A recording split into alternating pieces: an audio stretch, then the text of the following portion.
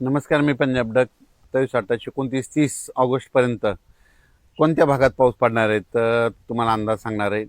तर राज्यातल्या शेतकऱ्याला सांगू इच्छितो की राज्यामध्ये 27-28-29-30 दरम्यान नागपूर जिल्हा, भंडारा, गोंदिया, चंद्रपूर, यवतमाळ, अकोला जिल्हा, वाशिम जिल्हा, हिंगोली जिल्हा, परभणी, नांदेड, त्याच्यानंतर इकडं बुलढाणा जिल्हा, जालना जिल्हा आणि बीडचा काही भाग आणि इकडं लातूर, धाराशिवपर्यंत ह्या भागामध्ये काय होणार आहे, पाऊस 30 तारखेपर्यंत दररोज वेगवेगळ्या भागात विखुरलेल्या स्वरूपाचा पडणार आहे म्हणून हा अंदाज लक्षात यायचा. पण सगळ्यात जरा जास्त प्रमाण कुठं राहीन, फक्त विदर्भातच राहीन. मग ते कोणत्या राहीन ना, मध्य प्रदेश बॉर्डरचे जे जिल्हे तालुके येतं, मग बुलढाणा जिल्हा इकडं ते परिसर, बुलढाणा, अकोला, अमरावती, मोर्शी, अचलपूर, दर्यापूर, परतवाडा, वर्धा, नागपूर, भंडारा ह्या परिसरामध्ये थोडं जास्त प्रमाण राहणार आहे. पण त्याच्यानंतर इकडं परभणी जिल्ह्यात विखुरलेल्या स्वरूपाचा अर्ध्या तासाच्या, 10 मिनिटाच्या, 20 मिनिटाच्या ह्या 4 दिवसामध्ये वेगवेगळ्या भागात सरी पडतील. खूप काही मोठा पाऊस पडणार नाही म्हणून हा अंदाज सर्व शेतकऱ्यांनी परभणी जिल्ह्यात लक्षात यायचा.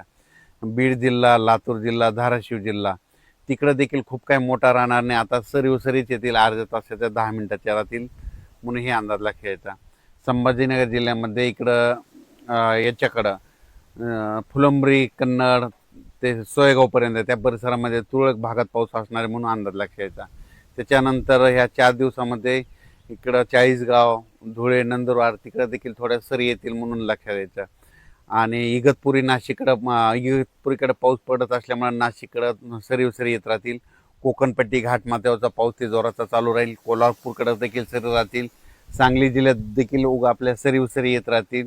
सोलापूर जिल्ह्यात देखील सरीत राहतील, मोठा काही पाऊस नसणार आहे. पुणे जिल्ह्यात देखील फक्त सरीच येतील, खूप काही मोठा पाऊस नसणार आहे म्हणून हा अंदाज लक्षात घ्यायचा. काय झालं तर राज्यात असा सगळीकडे पडणारा, खूप मोठा पडणारा, ओढे नाले वाहणार तसा काही सध्या तरी ह्या ऑगस्टमध्ये पाऊस नाही. फक्त विदर्भात मध्ये आहे, फक्त ते भंडारा, वर्धा, गोंदिया, चंद्रपूर, गडचिरोली, तिकडे यवतमाळ ह्या पट्ट्यामध्ये तिकडंच पाऊस आहे तसा जोराचा. आपल्या इकडल्या भागामध्ये मात्र पूर्व आपलं मराठवाडा, पश्चिम महाराष्ट्र, उत्तर महाराष्ट्र इकडे काही तसं 3 विभागामध्ये जोराचा पाऊस नाही म्हणून हा अंदाज सर्व शेतकऱ्यांना लक्षात घ्यायचा.